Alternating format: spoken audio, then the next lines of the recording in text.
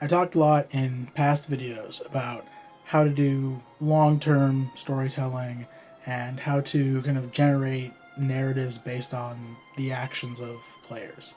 And this story is very much that. It's kind of the culmination of a long arc of such actions, so it requires a fair amount of backstory to kind of lead up to what actually happened. But this is what happened at the end of the 1940s act of my Vampire the Masquerade game. This is a story mostly about Cassandra, and Malkavians each have their own derangement. Every Malkavian is crazy, and they're always crazy in a slightly different way. Cassandra's derangement that she came up with at the start of the game is that she hears voices in her head. Specifically, that she hears what she thinks is a certain voice, and she thinks it's the voice of Cain. Cain is, in vampire lore, the first vampire. Cassandra believes that she hears the voice of Cain, and specifically that she hears the voice of Cain telling her to kill all other vampires, because Cain doesn't like vampires. Views them as a mistake, and like a petulant father, kind of regrets ever making them, and sort of wants them all to go away. Now, when she suggested this, I said to her, that seems like kind of a troublesome derangement to have, because if you have voices in your head telling you to kill all other vampires, and you're a vampire, and all the other players are vampires, could lead to some problems down the road. And she was like, no, I want to do it this way. This is what I want to go with. So I said, okay, sure, go ahead. And we will just see what happens, and we will work with the consequences that come. More than anything else, I think the key to a good role-playing game is consequences. There will be consequences! It's allowing the players to make decisions, to do what they want to do, whether it's smart or it's stupid, and making them deal with those consequences. The story begins essentially back in the 1930s, when the players burned down a nightclub and got one of the other kindred banished from the city, turned Nathan into a Diablerist. Everything that happened in that moment, like, just branched off from there into what eventually came down to this final moment. And really kind of the entirety of the 1940s arc is sort of like a cyclical recovery, where like there's that moment, and then they just went in this big loop and came back to it. The two really important things that happen in that moment are that Nathan diablerizes Thomas Dumond and is allowed off for it. He's dismissed. They don't punish him. And then that Jeanette is driven out of the city. And these two things have consequences. With Jeanette gone, the Nosferatu need a new puppet figure to sort of run their club. The players were not 100% aware of this up to this point. They had kind of heard hints about it, but the nightclub, Haven, that Jeanette ran, is not actually her nightclub. She operates it, but she didn't build it and she doesn't own it. It's owned by Bertram Tongue. It's owned by the Nosferatu. And they use it specifically as like a honey trap situation, where they present this nightclub, they put a Toreador as the face of it, and they make it like the social center of the city, and vampires come there and socialize, but it's like a haven of spies where the Nosferatu are aware of what's going on. Cassandra had been kind of the protege of Jeanette, and she had also worked in the club, and so after the club is destroyed, Bertram comes to talk to her, and he tells her, we'd like you to take over Jeanette's position, and then what we would do is we would tell everyone else that Jeanette left the property to you and you rebuilt the club. In reality, we gave the property over to you to manage, we split the profits, and then you can't tell anyone that we operate the club. Everyone has to believe it's yours. And then there are certain rules you have to follow. And the rules were, number one, and this is very important because I specifically explained these rules to Cassandra. I said, number one, the Nosferatu have to be able to come and go as they please with no kind of interruptions or observation or questions from you. Number two, every every key to every room, every combination to every safe, Bertram gets a copy. So he or whoever he chooses to give these things to can go anywhere. If you have a safe with your important documents, he has access to it. If you've got books, he gets to look at your books. If you've got 2 sets of books, he gets to look at both. You got rooms where other people can stay, he gets to go in there. He can go everywhere. He and his people can look at every little aspect of every minutia that happens in this entire club, restaurant, hidden underground hotel. All of it, he has access to at all times. And then the third thing is this cat. The other parts, those first 2 things, I mentioned to Cassandra, to Natalie, the player who plays Cassandra, in view of the table where everyone heard me say these things. The other one was a secret that I only told to her out of character, or I told her this out of game, so that the other players were unaware of it. And that is that there is a cat named Whisper who has to be allowed on the property at all times. She can never close doors on Whisper. If it scratches on a door, she has to let it through. If it wants to sit in a room where people are talking, she can't ever shoo it out. She never draws attention to it. She never comments on it. If anyone asks about it, she just says, "Oh yeah, that's my cat." If they say, "Isn't that Jeanette's cat?" She's like, "Oh yeah, it was Jeanette's cat. It just stayed around with the property." No one is ever supposed to know that this cat is actually a ghoul controlled by the Nosferatu, because the cat is a spy. The reason I didn't tell the rest of the players this was because I know from past experiences that if your players walk into a bar and you mention there's a cat, they are going to go full bore onto that cat. 135% of all their mental attention is now focused on that cat. There is nothing the cat is ever going to do that they're not going to be paying attention to, and every time they come back to the place, they're going to be asking about the cat.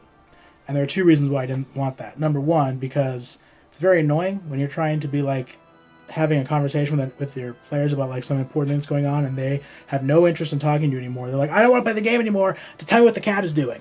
That's why I never run a Pokemon game. The other problem is that, especially in a vampire game, if you say there's a cat, everyone at the table goes, "Oh, that cat's a ghoul, spying on us." And whether it's true or not, they'll never trust the cat again. Whereas in reality, especially with people who are neophytes, like they haven't been vampires very long, they don't really know this stuff, you would think, well, they see a cat, they figure it's a cat, right? They're not going to immediately assume it's a spy. If you walked into a place, you probably wouldn't think that about a cat. You'd just be like, that's a cat. And so in order to kind of force them not to metagame, I deliberately didn't give them information that would cause them to metagame. You know, you can make the argument that that's kind of misleading them, and sure, maybe it is. But that was just the way that I chose to do it. The other thing that happens with Cassandra right after that place burns down is that when Haven burns down, Cassandra talks to Nick. So Nick invited her to come back and stay at his apartment until nightfall again, to get away from the sun. And she did. And there she met Matilda.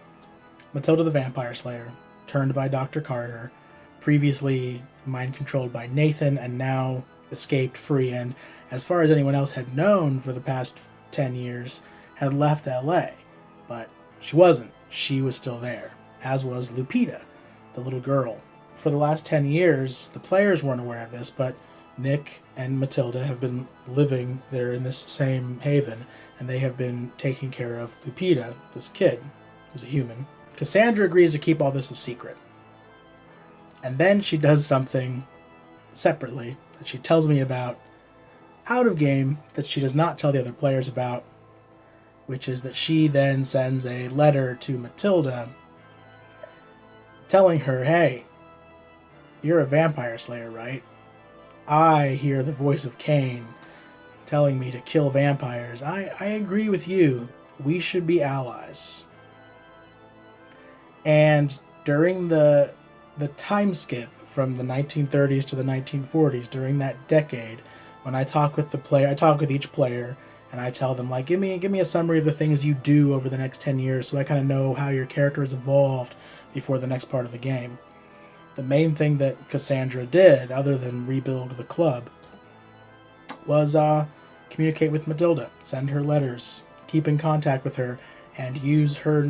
Cassandra uses her knowledge of the inner workings of the Kindred Society to inform to Matilda, hey, there's a vampire that lives in a barn over here, all alone, who you could kill.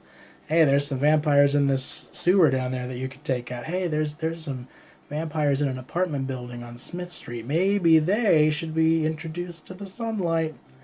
And starts using her as a vehicle to start killing other vampires. This is a remarkably bad idea, but it's what Cassandra wanted to do. It did make sense with her derangement, and obviously I felt like Matilda would go along with it. So, this is what happened. Now, under any circumstances, this is dangerous, but it's especially made dangerous because Cassandra lives and works in this nightclub owned by the Nosferatu, where the Nosferatu spies are everywhere.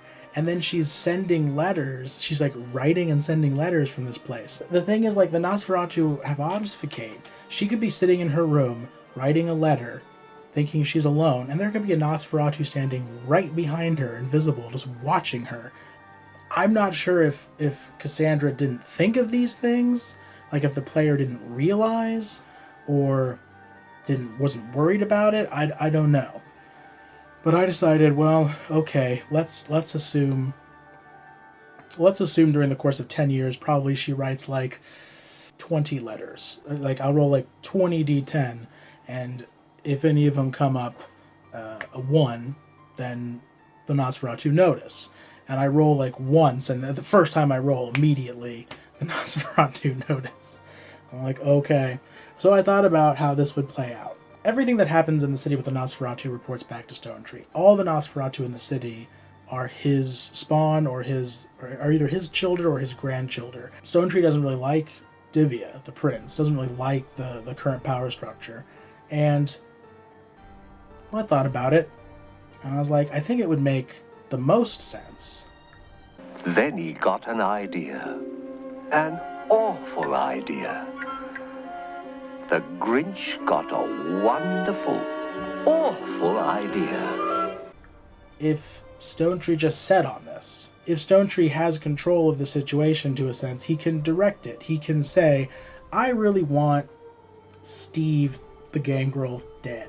I hate that guy. Fuck Steve the Gangrel. You know what let's do?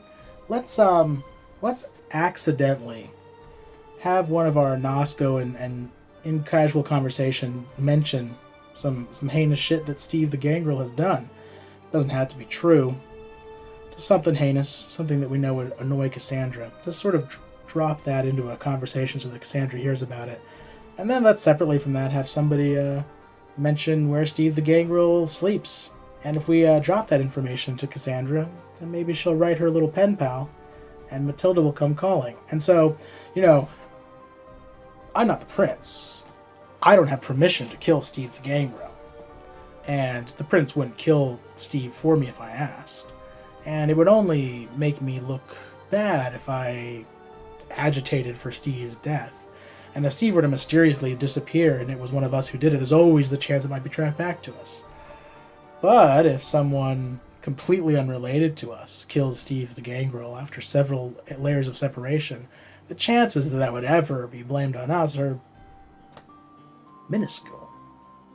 The other thing that happened as a result of burning down Haven in the 30s is that Nathan was taken before the prince and accused of diablerie. And Nathan was allowed off. And I mentioned in the other video that Nathan was allowed off because he flipped plot cards, which allowed the players to kind of direct the narrative, because he had his sire, Dr. Carter, stick up for him, because he got Stonetree, the Nosferatu primogen, to speak up for him, and so that he owes a life boon to Stonetree. But there was another reason that he was unaware of. Another reason why I allowed a lot of that to go through, which is that at that time, unbeknownst to any of them, Divya is also a Diablerist, a rampant Diablerist, who has eaten tons of vampires. In fact, Divya, as is sometimes the case with really, really old kindred, she has become so aged that she can no longer derive nourishment from humans. Like eating a human is like eating styrofoam. There's no calories in that at all. After Nathan is let off, Divya invites Nathan to her mansion and brings out the two vampires who the players had thought had already been killed. These two Nazi vampires who've been working with Dr. Netchurch. She brings them up and she diablerizes one of them right in front of Nathan, and then tells him the other one is for you.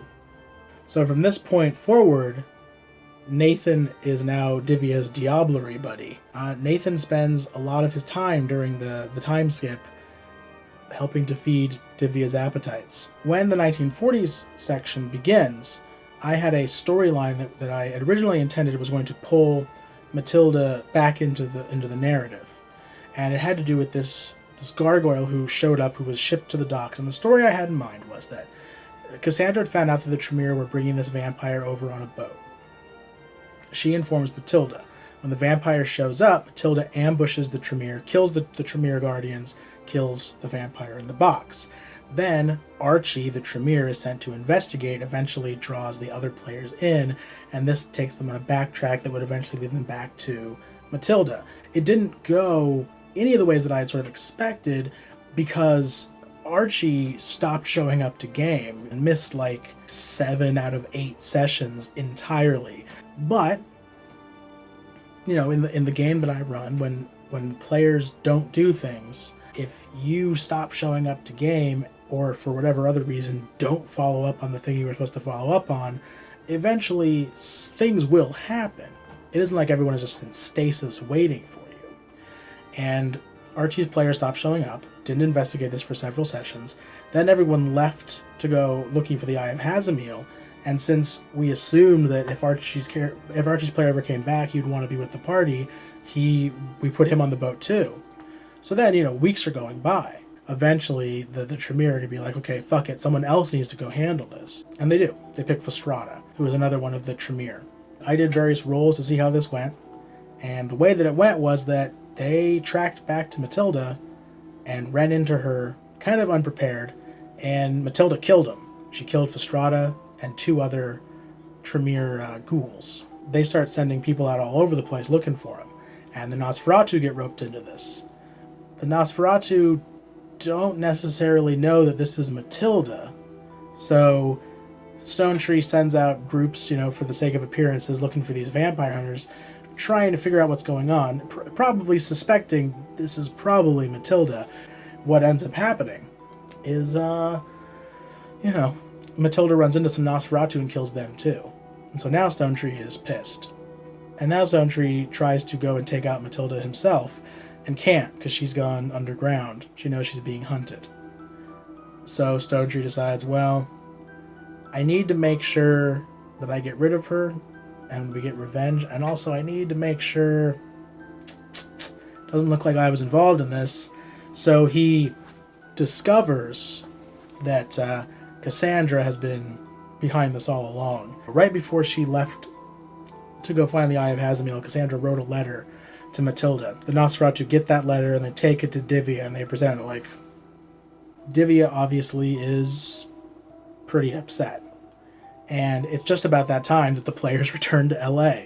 At this point, things are pretty bad for Cassandra.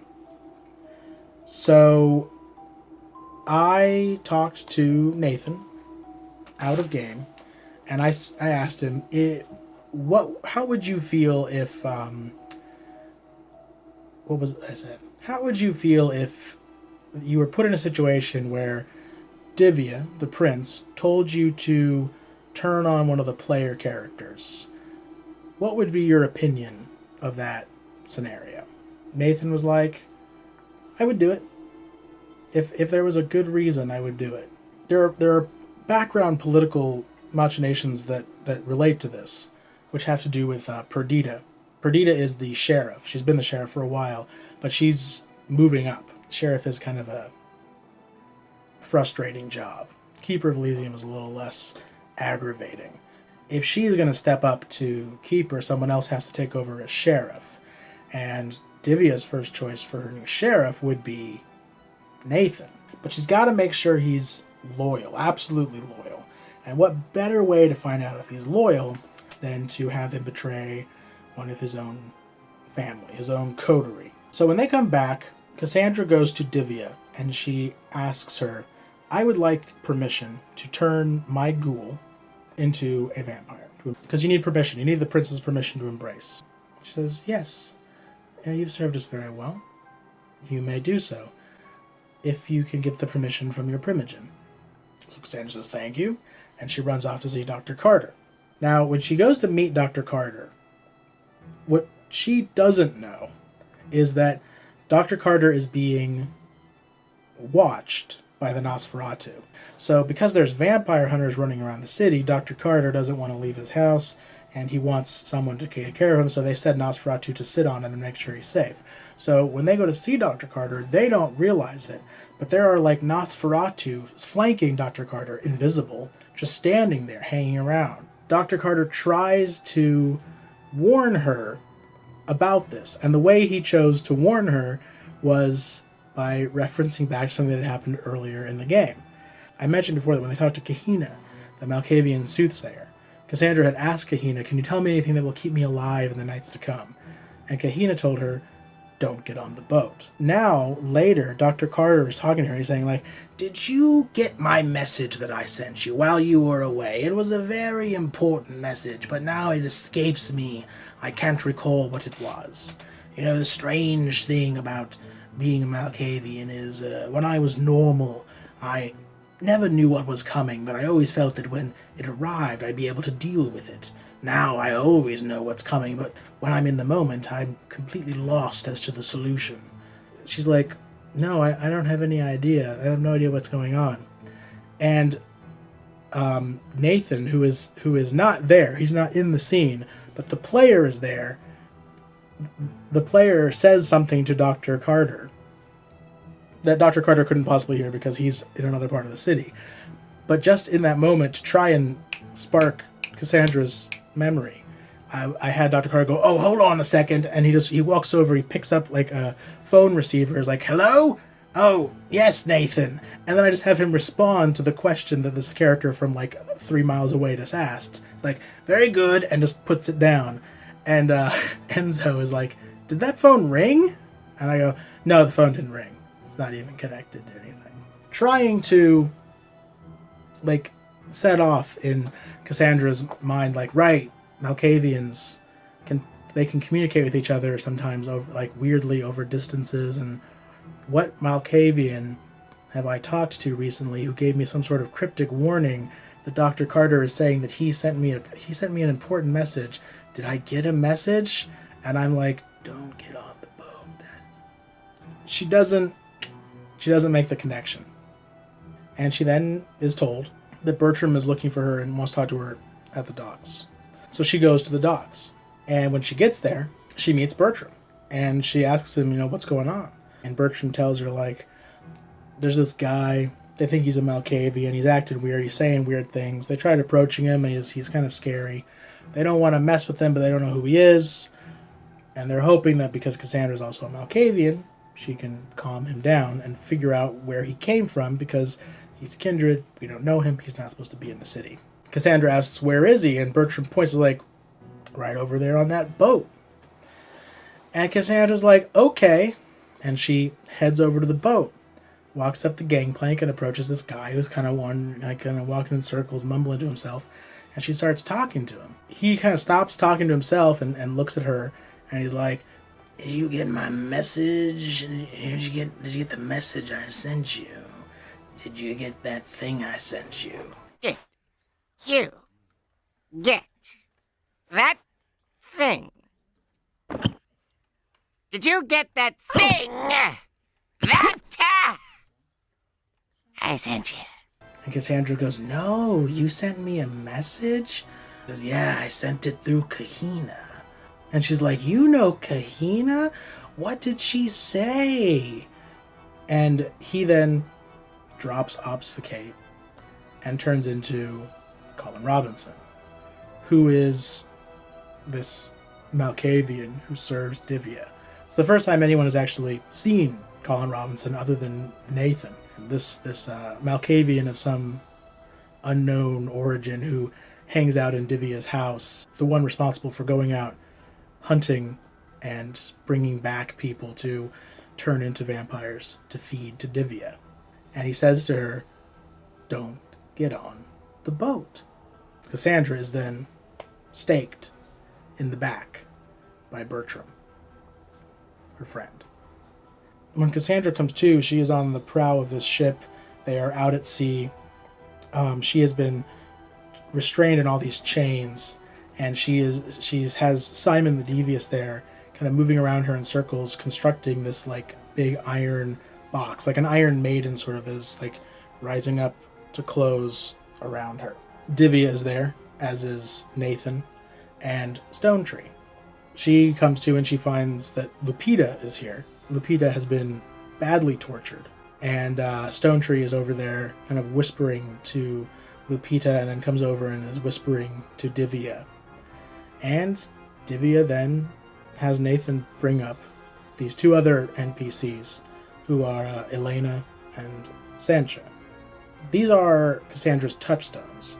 Touchstones are mortals who you are connected to emotionally, and your connection to them helps you to maintain a connection to the mortal world and to your own humanity. If you can maintain and protect your touchstones, it makes your bond to your humanity stronger, and it's harder for you to fall to the beast. If you lose your touchstones, if they're killed, if you harm them, if you drive them away and break that connection, then your connection to humanity fades, and it becomes easier for you to succumb to the beast and lose your sense of self. Sancha is a lounge singer who Cassandra met in the 1920s.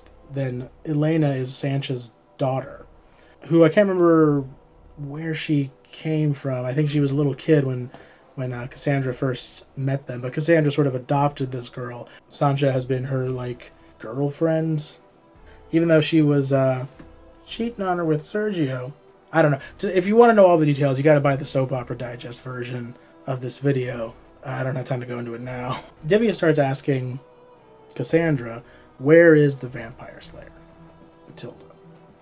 And Cassandra refuses to tell her. Now, Cassandra doesn't know and can't tell her, but she refuses to tell her anything. She just keeps saying, fuck you, over and over again. And when it becomes obvious that she's not going to give any kind of answer, Divya gestures over to these two women and says, pick one. My plan was that I was going to force her to pick one, and then I was going to just roll randomly to see, does Divya kill the one you picked, or does she kill the other one? So that, Natalie would try and like game it like, oh, she's gonna kill one of them. Which one? Do I pick the one I want to live or the one I want to die? And then I would just be random which Divya did, because it's just, capriciously evil. But Cassandra refused to pick anybody. She refused to make a decision at all. And so I was like, trying to put myself in the mind of, an immortal serial killer, which strangely is not that difficult for me. I was just like, well, then they're both gonna die, motherfucker. And she had Nathan kill them both. ¿Por qué no los dos? And Nathan just rips their throats out and throws them on the deck, and they're just lying there bleeding out all over the place. And then Simon the Devious, like, as this is happening, locks Cassandra into this machine, and he tells her, this right here, this is what we call a boo box. Oh, say it. Say it. I did. Yes, you made a boo-boo. I did. I did. The boo box. No, The boo box. Yeah. Now, the way the boo box works is, we're going to lock you in this thing, put the little cap on you, puts you into a torpid state, and while you're in there, you're going to relive the last 30 seconds of your life over and over again forever. Meaning that she's just going to be trapped in this never-ending nightmare, watching her two touchstones, these two women who she sees as her family, being brutally murdered in front of her again and again and again forever. Then put your little hand in mine. There ain't no hill or mountain we can't Nuts. Nathan then shouts and screams, goes on a tirade, against Cassandra as they lock her in the box, and then shoves her over the side, and trapped in her little iron coffin of psychological torment, Cassandra the Malkavian just sinks to the bottom of the ocean and sleeps there with the fishes. When this is all over, Divya returns to her mansion where she has assembled everyone, and she says to Enzo, who is the herald, she asks him if he was aware about Cassandra's actions betraying the Camarilla. She hands him the letter and asks him if he knew anything about this. And Enzo, of course, vehemently denies this, which is true in character. He didn't know anything about it. Vehemently denies this. And then she asks him, "Do you enjoy your position as my herald?" And he says, yes, he stands there with his little hand nubs, like, "I absolutely love being herald. I'm extremely happy here. Whatever you want, I'd be happy to do it, and I think that I should stay, and I think I'm good here, and you're good with me being here, and everything's good, and we're all good, obviously." And so Divya tells him to announce to the room what has happened. And so Enzo turns and gives a little announcement to the room, explaining that Cassandra, his daughter, has betrayed the Camarilla and has been destroyed as a result of her crimes. And then Divya says, and she gestures to Nathan, who has sat down in the seat beside her, and she says, "Announce my new sheriff." And so Enzo announces to the court that Nathan has been named Sheriff of Los Angeles. I sometimes think about running games like this as being like the movie Vacation. You are the person planning the trip, and you have a goal, which is to get from wherever we start to Wally's World. You know that Wally's World will be fun, but the players that you're taking on this trip with you, they don't necessarily want to go to Wally's World. They don't necessarily care. Oftentimes they're not really aware that that's even the destination because they're not really paying attention. And along the way on this trip, which is a long trip, they're going to do all sorts of crazy shit that's going to cause lots of different problems. If you can steer that course, and sometimes it's easy and sometimes it's very, very difficult. Along the way, all the things that they do to try and knock you off the path, you absorb those, you take those hits, you roll with them, and you continue to move forward, sometimes on weird detours that you never would have expected. The journey to Wally's World was much better than anything you could have ever planned or imagined because of all the stuff they did that you didn't expect. And that now that you've arrived here, what we get to do at Wally's World is made so much more interesting and so much more meaningful because of the path we had to take to reach it.